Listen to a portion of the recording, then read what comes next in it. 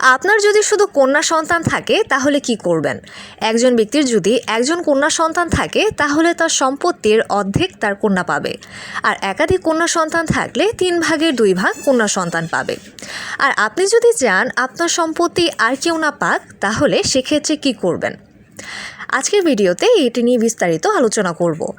আপনি বা আপনার কন্যা সন্তানদের নামে দানপত্র করে দিয়ে যাবেন, কিন্তু আপনার আর্থিক সমস্যা বা অসুস্থতার সময়ে যদি সম্পত্তি বিক্রি করে দিতে না চায়, সেক্ষেত্রে যখন দানপত্র দলিল করবেন তখন আপনার কন্যাদের কাছে পাওয়ার অফ অ্যাটর্নি নিয়ে রাখবেন, যাতে আপনি জীবন দশায় আপনার সম্পত্তি প্রয়োজনে বিক্রি করতে পারেন।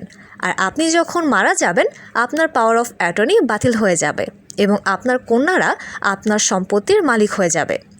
এটি হচ্ছে গুরুত্বপূর্ণ পরামর্শ। কন্যা সন্তান মানেই বোঝা নয়, কন্যা সন্তান মানেই চিন্তার বিষয় নয়। একটু সচেতন হলে সব কিছু সুন্দর ও সাবলীলভাবে করা সম্ভব।